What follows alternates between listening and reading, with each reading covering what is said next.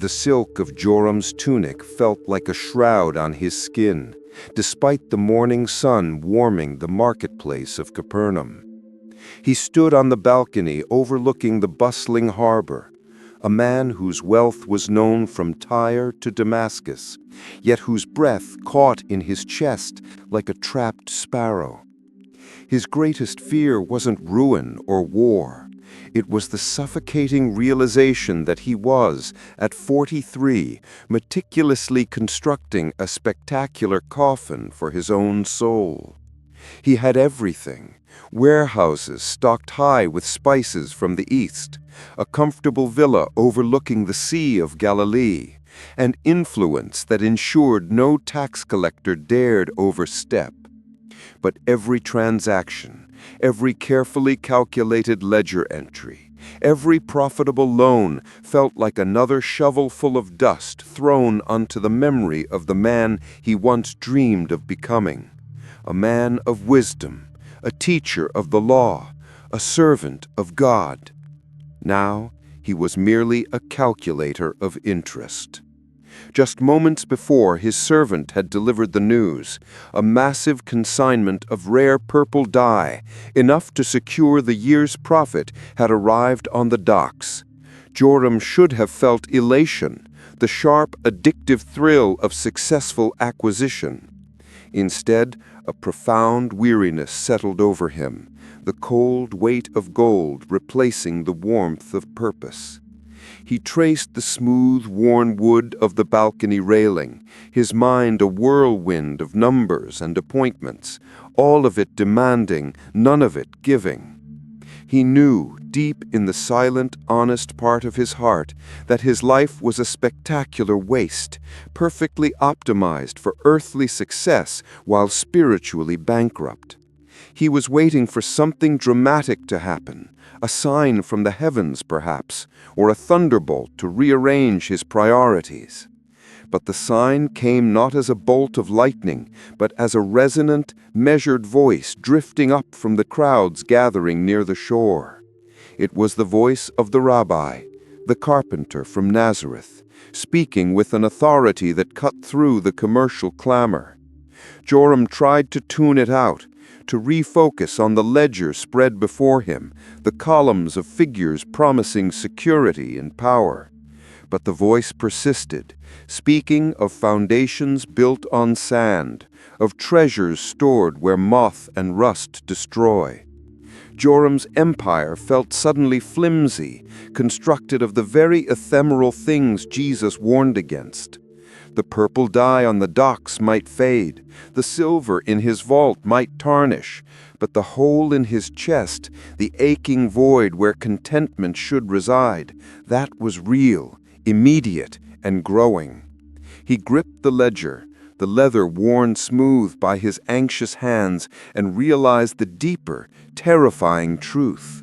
The pursuit of security had become the very thing that made his life profoundly insecure, constantly teetering on the edge of meaninglessness. He yearned for an antidote, a way out of the golden cage, but every path required giving up the very things he had spent a lifetime accumulating, a sacrifice that felt at that moment utterly impossible and yet utterly necessary for survival. The sun climbed higher, baking the stones of Capernaum, and Joram remained fixed on the balcony, unable to step away from the comforting familiarity of his failure, yet drawn inexorably toward the uncomfortable truth spoken below. Joram's great wasting sin was not the common indulgence of gluttony or lust. It was the insidious, paralyzing perfection of his business acumen, bordering on spiritual paranoia. He was obsessed with the preservation and growth of his capital, convinced that if he could just reach that next milestone, that next 1,000 denarii, that next secured land deal, then finally he would be safe enough to relax, to serve God, to live fully. But that milestone perpetually receded, a mirage in the desert of his anxiety. His most toxic habit was the management of his loan portfolio. He specialized in necessity loans, short-term high-interest loans to desperate farmers whose crops had failed, or small fishermen needing new nets. These were the loans that extracted the soul of the borrower, ensuring Joram's wealth grew exponentially on the backs of misfortune. He rationalized it endlessly, calling it risk management and shrewd investment. The Torah prohibited usury against a fellow Hebrew, but Joram meticulously sought loopholes, often using a complicated system of collateralized goods or employing foreign intermediaries to maintain a facade of compliance. It was this dual life, the public man of piety who offered large sacrifices at the synagogue, and the secret man of calculation who bled the struggling poor dry, that was poisoning him from the inside. He often woke in the night with the names of his debtors echoing in his mind: old Zebulun, who lost his olive grove; young Miriam, whose father sold her jewelry just to pay the interest. These ghosts were the price of his comfort. When he tried to pray, the prayers felt hollow, bouncing off the ceiling like dry dust. He found himself unable to focus on the scriptures, the promises of God obscured by the shadow of his meticulously maintained ledgers. He attempted acts of penance, fasting twice a week, giving double tithes, but these were merely bandages applied to a gaping, festering wound.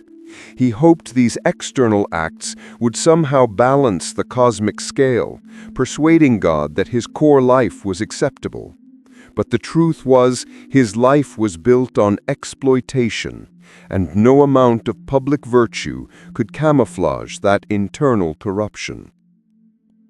This morning, as the rabbi's voice spoke below, Joram tried again to dismiss the teachings as applying only to the reckless and the truly destitute. "I am a pillar of the community," he mentally protested. "I employ dozens. My money flows through the city, creating stability. Surely my sin is minor, a necessary evil for the greater good of commerce."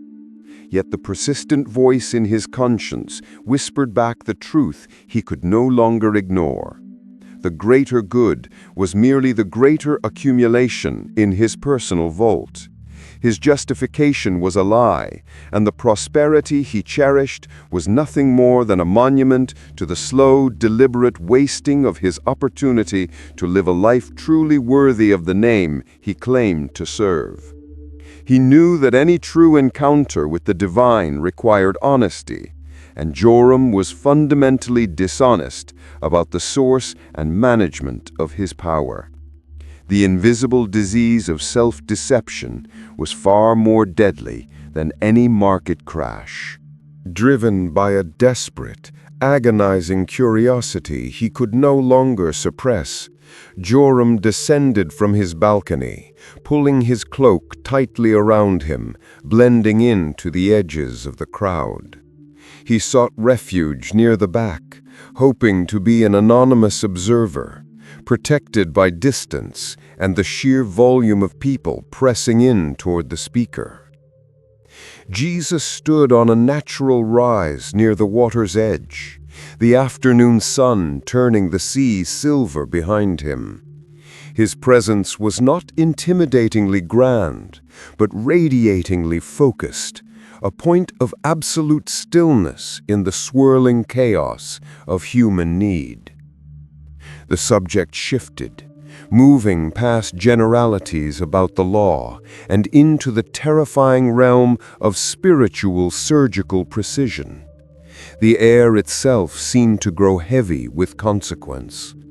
Jesus began to speak of anger equating to murder, of lust being the same as adultery. Joram, who always prided himself on adhering to the letter of the law, felt the foundation of his self-righteousness tremble. Then came the words that struck Joram not like a suggestion, but like a blow from a Roman soldier's hammer, instantly paralyzing him. "If your right eye causes you to stumble, gouge it out and throw it away. It is better for you to lose one part of your body than for your whole body to be thrown into hell. And if your right hand causes you to stumble, cut it off and throw it away. It is better for you to lose one part of your body than for your whole body to go into hell." A collective gasp swept through the crowd, a visceral reaction to the sheer brutality of the demand. This was not the gentle parable of the sower. This was the language of the executioner, or perhaps the surgeon demanding immediate, radical amputation to save the life. Joram felt a chill that had nothing to do with the temperature. His mind immediately leapt to his ledgers, to the usury, to the predatory practices that provided his magnificent lifestyle. This teaching wasn't aimed at the hypothetical sinner. It was aimed directly at the things Joram held most sacred, his ability to accumulate and control. He knew instantly, with chilling clarity, that his right eye was not a literal organ, but the very mechanism he used to view the world. The calculation, the endless seeking of advantage, the willingness to prioritize profit over humanity. His right hand was the act of signing those exploitative contracts, the physical implementation of his greed. Jesus was demanding not refinement or compromise, but radical severance, a deliberate, irrevocable act of loss designed to save the core of the man. Joram's stomach churned. He had always believed repentance meant gradual improvement, a slow turning away from minor faults. Jesus was demanding the scalpel, demanding immediate surgery on the source of the infection, regardless of the pain. The implication was horrific. If Joram did not sever the mechanism of his sin, the sin would consume the entirety of his soul. He looked around, seeing the faces of the fishermen and farmers, many of them his debtors. They listened with a desperate, hopeful intensity. For them, the teaching was hard but accessible. For Joram, the wealthy man whose life was fundamentally built upon the very thing Jesus demanded he destroy, the teaching was a literal, terrifying death sentence to his identity. The words echoed, "Throw it away." Not hide it, not reform it, but utterly discard the source of stumbling. Joram felt the terror of a man standing on a precipice, realizing the only way forward was a leap into the void. Joram staggered away from the sermon, the visceral command echoing in the chambers of his mind. He tried desperately to dilute the message, to make the radical palatable. He walked the dusty streets, the vibrant noise of the market feeling distant, muffled by his internal argument. "It is metaphorical," he reasoned aloud, bumping into a startled mule driver. "Surely the rabbi speaks of extreme self-control, of discipline, not actual mutilation. No sane teacher would advocate such physical harm." He tried to convince himself that he simply needed to adjust his business practices, lower the interest rates perhaps, offer softer terms, become a kinder usurer. He could perhaps donate a tenth of the ill-gotten gains to the temple and count that as the severance. He considered selling his grand villa and moving into a smaller, more modest dwelling, channeling the excess funds into charitable works. But as soon as these compromises formed in his mind, they felt flimsy, like a patch of old cloth on a new garment. Jesus had used the language of absolute removal, of radical surgery. Lowering the interest rate was not plucking out the eye. It was simply cleaning the eye's surface while leaving the infection to grow deep within the optic nerve. The stumbling block was not the amount of the sin, but the source of the sin, the deep-seated lust for control and wealth that dominated his every thought. Later that afternoon, he sought out Eleazar, a fellow scribe and prosperous grain merchant, hoping to find an ally in rationalization. They met in the cool confines of a small winery. Eleazar, a pragmatist through and through, scoffed when Joram recounted the rabbi's teaching. "It is hyperbole, Joram, meant to shock the simple-minded into better behavior. If we took such teachings literally, Capernaum would be filled with blind, limbless beggars. How would commerce proceed? How would families be supported? God requires responsibility, Joram, not self-destruction." Eleazar's words were soothing, pragmatic, and entirely convincing on a worldly level. They offered the escape hatch Joram craved. He almost accepted the comfort, almost allowed the fear to dissipate. But then, as Eleazar raised his cup to toast shrewd survival, Joram saw the hard, calculating glint in his friend's eye, the same glint Joram saw in his own reflection every morning. He realized that Eleazar was not offering salvation, but complicity. If Joram chose the path of compromise, he would merely be cementing his position in the hierarchy of comfortable spiritual death. The teaching was a test of loyalty, a demand for singularity of purpose. Either Jesus' kingdom was paramount, requiring everything, or it was secondary, meaning it was nothing. There was no middle ground, no negotiated surrender. The scalpel was sharp precisely because the disease was terminal. Joram felt a profound isolation. He could keep his eye and his hand and keep his wealth and Eleazar's approval, but he would lose his life. Or he could perform the agonizing surgery, lose everything he knew, and perhaps, finally, gain true life. The terrifying calculation was no longer about profit and loss, but about soul and damnation. And in that arena, the price of compromise was infinitely higher than the price of surrender. The crisis reached its agonizing peak when Joram finally allowed the truth to pierce the veil of his self-deception. He sat alone in his counting room, a space usually reserved for the joyous exercise of financial power, now feeling like a confessional chamber, bathed in the unsettling glow of a single oil lamp. His right eye, the mechanism of his stumbling, was not merely his greed. It was the entire infrastructure he had built to facilitate that greed, embodied physically by the massive iron-bound chest containing his ledgers and promissory notes. These documents represented years of meticulous labor, hundreds of relationships based on exploitation, and the entirety of his status in the world.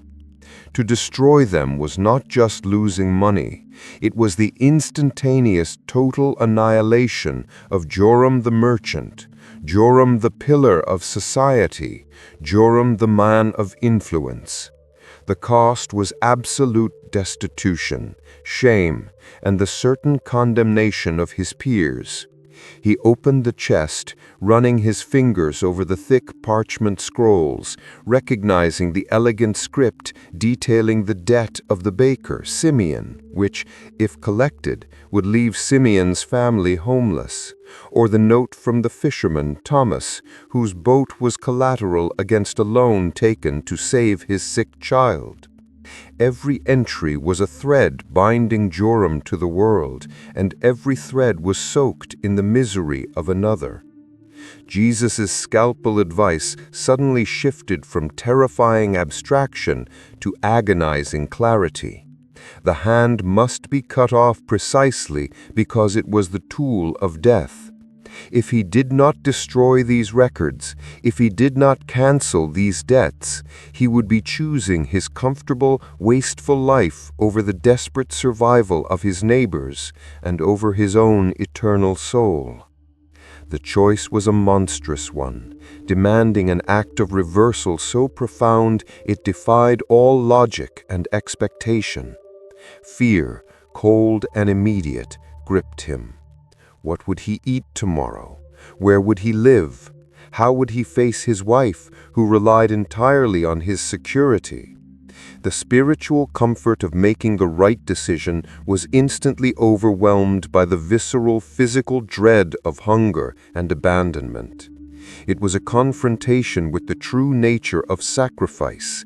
It demands the irreplaceable, the indispensable, the core of one's security. It was easier, Joram knew, to give away 1/10 of his wealth, the surplus, than to dismantle the entire system that generated the wealth. The latter was the surgery required. It demanded belief that transcended all earthly reason. As he stared at the scrolls, he realized he stood at the ultimate crossroads. He could choose the life he had wasted, comfortable, rich, but spiritually dead, or he could choose the life he had longed for, free, purposeful, but financially ruined. He had to decide which was the real waste. He had to determine if he truly believed Jesus' promises were more substantial than Roman coinage.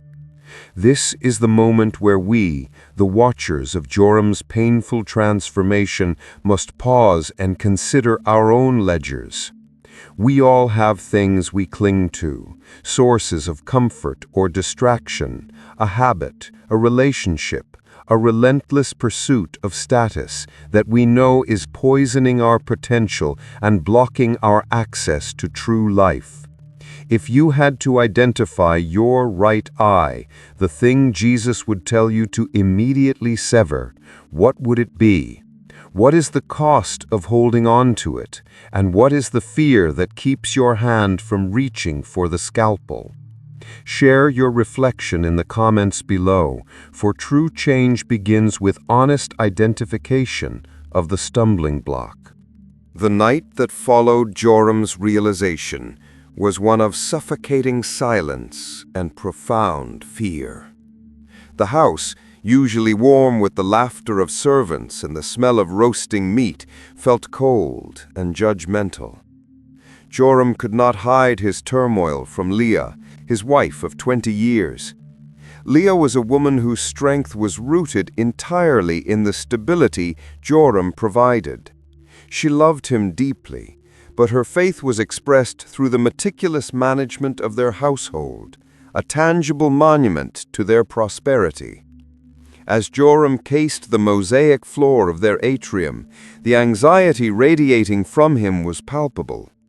Leah found him staring blankly at the chest containing the notes, his face pale and etched with an unnatural distress. "Joram, what troubles you? Is the dye consignment ruined? Has the governor imposed a new tax?" she asked, her voice laced with practical concern. Joram finally turned, the truth tumbling out clumsily, brutally honest. He recounted Jesus' teaching, the demand for radical severance, and his sickening realization that his entire business, their entire life, was the sin that needed to be cut away. He spoke of the ledgers, the interest, the ruin he had inflicted on others, and the ruin now demanded of him. Leah listened, her face draining of color, until she finally erupted, not in anger, but in a raw, desperate terror. "Ruin? You speak of ruin as if it were a righteous choice. Joram, we have built this life brick by brick. Do you think God rewards utter foolishness? The people who borrowed money knew the risks. Are we to abandon everything, our home, our security, our position, because a traveling rabbi demands we become beggars? Think of our future, Joram. Think of my protection. You are talking about financial suicide, and you call it salvation. This is madness. If you destroy those notes, we will be shunned. We will have nothing. How will we eat? How will we be sheltered? Her pleas were entirely rational, entirely human, rooted in the legitimate need for survival. She saw the act not as spiritual surgery, but as betrayal and reckless destruction. The confrontation tore at Joram's resolve. He loved Leah fiercely, and the thought of inflicting poverty and shame upon her was almost unbearable. He spent the remainder of the night in the counting room, the lamplight casting long, distorted shadows of his anxiety on the wall. He did not sleep. Instead, he meticulously reviewed every parchment, every name, trying to find a loophole, a compromise, a way to obey the spirit of the law without sacrificing the body of his life. But with every name he read, the widow Shoshana, the shepherd Matthias, the conviction deepened. The debt was real, and the source of his wealth was their suffering. He saw that the true weight of his life was the moral burden of these documents. He realized that the sacrifice was not the loss of wealth, but the liberation from this intolerable burden of exploitation. The scalpel was painful, but the infection was fatal. The morning of the severance was unusually quiet, the typical clamor of the Capernaum docks not yet reaching its zenith. Joram dressed in his finest robes, a final, deliberate act before the transformation. He wore the purple and gold, intending to make his act as public and visible as the shame he expected to follow. He instructed 2 trusted, though confused servants to carry the massive iron-bound chest of his ledgers out to the market square, positioning it conspicuously near the well where the town gathered for water and gossip. The act itself was swift and deliberate, carried out with the surgical focus that had defined his entire life, now turned against his old self. As the crowd began to gather, murmuring and pointing, drawn by the sight of the renowned merchant acting strangely, Joram stood before the chest. He unlocked it, the heavy metal clanging loudly, drawing every eye. He did not give a long speech or a sermon of repentance. He simply stood tall, pulled the thick coiled scrolls from the chest, and held them high above his head for all to see.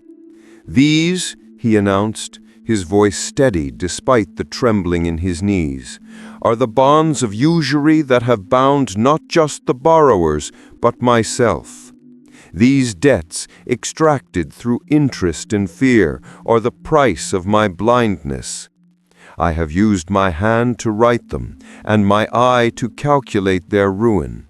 This stumbling block must be removed." Then, without hesitation, Joram began the systematic destruction. He tore the parchments into long, ragged strips, the satisfying sound of rending cloth and cracking vellum slicing through the market square's growing silence. He tossed the strips onto the ground. Then he ordered one of his servants to fetch fire from the nearby baker's oven. He built a small, deliberate pyre of the most vital documents, the promissory notes, the deeds of collateral, the entire record of the financial power he held over the city. A small pillar of black smoke began to rise against the morning sky, carrying the smell of burning leather and ink. The crowd's reaction was a stunning cacophony of confusion, anger, and disbelief. Those who were his debtors, Simeon the baker, Thomas the fisherman, initially watched in stunned silence, then tears. They saw years of bondage vanishing in smoke. But Joram's peers, the merchants and moneylenders who understood the magnitude of this financial hemorrhage, reacted with furious disbelief. Eleazar pushed through the crowd, his face contorted in outrage. "Joram, have you gone mad? This is not piety, this is lunacy. You're throwing away years of security, destroying capital, risking the stability of your entire future." Joram looked directly at Eleazar, seeing the panic not for Joram's soul, but for the precedent this reckless generosity set. "I am not throwing away my future, Eleazar," Joram replied, the warmth of the fire momentarily pleasant on his face. "I am throwing away the poison that was killing it." As the last remnants of the documents turned to ash, Joram felt an immediate, profound physical sensation, not of lightness, but of liberation. The invisible crushing weight of moral compromise lifted entirely. He stood there, now utterly ruined by the world's standards, but breathing fully for the first time in decades. The act was complete. The scalpel had been used. The amputation was successful, but the immediate searing pain of the loss was only just beginning. The immediate aftermath was exactly as Leah had feared and Elihasad had prophesied: swift, brutal, and humiliating. The community responded to Joram's radical act of repentance not with admiration, but with bewildered condemnation. He was instantly viewed as insane, reckless, and deeply irresponsible. The other merchants, terrified that Joram's act might encourage others to follow suit, or, worse, empower debtors, immediately isolated him. His remaining inventory was confiscated by former associates, claiming breach of contract, using the destruction of the ledgers as proof of Joram's instability. Within days, Joram and Leah were forced to vacate their magnificent villa. They moved into a small rented room on the outskirts of Capernaum, the kind of room Joram would have scornfully ignored just a week earlier. Leah was heartbroken, struggling bitterly with the raw reality of poverty and the sudden loss of status. She withdrew, her silence a heavier judgment than any shouted curse. Joram, stripped of his wealth and his purpose, experienced a devastating sense of emptiness. He was no longer busy. There were no accounts to manage, no deals to broker, no interest to calculate. The hours stretched before him, vast and terrifying. He had amputated the sin, but the void it left was immense. He quickly learned the true grinding hunger of poverty. He, who had commanded elaborate feasts, now ate simple bread and dried figs, purchased with the small amount of cash he had retained for household expenses, a sum rapidly dwindling. The physical hunger was sharp, forcing him to focus on survival rather than grand philosophy. Yet, through the pain, a profound clarity began to emerge. When he had been rich, his entire mental landscape was consumed by defense, acquisition, and calculation. His thoughts were a thick fog of numbers and worry. Now, with the external chaos of wealth removed, the inner landscape became sharp, precise, and focused. He realized that his former life was not productive, but utterly wasteful. Wasted time spent worrying over things that could not be kept. Wasted energy spent in moral compromise. Wasted years prioritizing comfort over calling. The shame of being a failure was intense, but it was eclipsed by the relief of knowing he was finally clean. The hunger in his stomach focused his prayers. They were no longer abstract petitions for generalized blessing, but honest, immediate cries for strength and provision. He began to see the faces of the people he had helped free, Simeon, Thomas, Shoshana, and he understood the nature of his salvation. He had lost everything that did not matter, in order to gain the one thing that did: genuine spiritual freedom and the capacity to truly serve.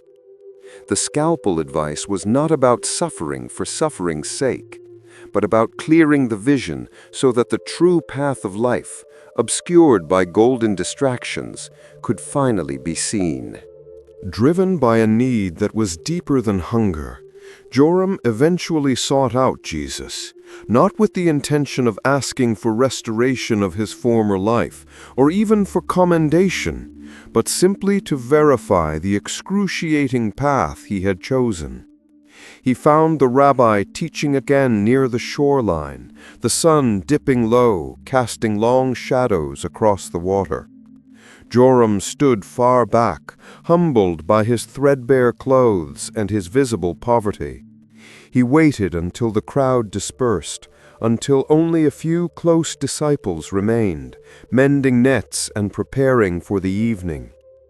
Jesus, however, seemed to know exactly where Joram stood. He turned, his gaze cutting through the fading light, fixing directly upon the ruined merchant. He beckoned Joram forward with a gentle gesture. Joram approached, bowing low, unable to meet the rabbi's eye, the shame of his reduced state heavy upon him. "Rabbi," Joram whispered, "I have done as you commanded. I have used the scalpel. I have severed the source of my stumbling. The ledgers are ash, the debts are cleared. I am utterly ruined, lacking even the security of tomorrow's bread. But I feel free. I came only to ask if I understood the teaching correctly. Was the price of the eye and the hand truly meant to be this absolute?" Jesus smiled, a deep, understanding expression that conveyed both approval and immense compassion. "Joram, the amputation was necessary. Not because I delight in your suffering, but because the infection was in the core of your being. You asked if the price was meant to be absolute. Consider this. Absolute separation from sin requires absolute severance from the mechanism that binds you to it. You traded fleeting earthly security, which was killing you slowly, for eternal life, which begins now in clarity and purpose. Tell me, Joram, when the surgeon removes a cancerous tumor, does the patient complain that the scar is ugly, or is there only gratitude for the life that was saved?" Joram realized the flaw in his continued questioning. He was still measuring the spiritual gain against the worldly loss. Jesus continued, his voice earnest and low. "The comfort you sought was a mirage. Comfort is the great paralytic of the soul. It seduces you into believing that stagnation is stability. Now that the distractions are gone, what remains? Only the purpose for which you were created. Did you think the act of severance was the end of the work? No, Joram, it is only the beginning. You have cleared the ground. Now you must plow." Joram felt a profound relief. There was no promise of immediate restoration, no miraculous reversal of his financial status. Jesus offered him something far greater than money, validation of his pain, and the promise of meaningful work. He understood now that the purpose of the surgery was not destitution, but discipleship, the removal of every obstacle so that his sight and his service could be directed solely toward the kingdom. He thanked the rabbi, turned and walked back toward the city, no longer burdened by shame, but energized by the terrifying, exhilarating prospect of starting life anew. Joram's new existence began not with a grand mission, but with the quiet, humbling acceptance of the smallest tasks. He could no longer rely on his knowledge of commerce, but he realized his skill as a scribe. The meticulous hand that once penned damning contracts could now be used for good. He started offering his services at the local synagogue, helping transcribe scrolls of the law for those who could not afford to hire the established, expensive scribes. He taught basic reading and writing to the children of the very fishermen whose debts he had cancelled, finding deep satisfaction in imparting the ability to read the sacred texts. He accepted food, small coins, or even a few fish as payment, recognizing the dignity of earned provision over predatory profit. Leah, though still grieving the loss of her former life, began to soften. She saw a change in Joram that was undeniable. The anxiety that had gnawed at him for decades was gone, replaced by a quiet, focused determination. She started helping him, weaving small baskets to sell in the market, reclaiming a simple, honest purpose that had been obscured by their former opulence. One afternoon, while helping an old man, one of his former minor debtors, write a letter to his distant son, Joram was offered a simple cup of cool water. The man offered it with sincere gratitude, expressing thanks not just for the cancellation of the debt, but for the freedom Joram's act had given him to work without fear. Joram drank the water, and it tasted sweeter, more satisfying than any rare vintage wine he had ever owned. In that moment, he fully grasped the central paradox of Jesus' teaching. The scalpel was not an instrument of destruction, but of salvation. The pain of the amputation was a sign that the body was fighting back, shedding the source of its death. The loss of his wealth had stripped away the layers of his false identity, revealing the true man beneath, a man capable of simple kindness and focused service. He realized that the life he had considered full was empty, and the life that was empty of possessions was full of purpose. His eye, now plucked of his worldly vision, saw clearly the needs of the people around him. His hand, no longer reaching for unfair gain, was now extended in genuine assistance. The waste had stopped. He was living, truly living, by focusing on what was immediate, essential, and eternal, instead of pursuing the impossible accumulation of the perishable. The goal was no longer to build a personal empire, but to build the kingdom, one small, humble act of service at a time. The fear of destitution had vanished, replaced by the profound, sustaining grace that promised provision for the day and spiritual wealth for eternity. This was the transformed life, clean, focused, and free from the tyranny of the endless calculation of interest and gain. The golden cage lay shattered on the floor of his past, and the boundless sky of true purpose was finally his only ceiling. He was now, in poverty, the richest man he had ever known. His story became a whispered parable in Capernaum, not of a man who lost everything, but of a man who traded everything temporal for everything eternal.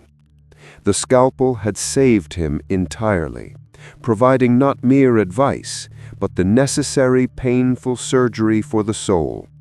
He now knew that the true tragedy was not hardship, but wasted opportunity, and he had finally, painfully, escaped the latter. The true meaning of life was simply to surrender the hand that hinders the heart.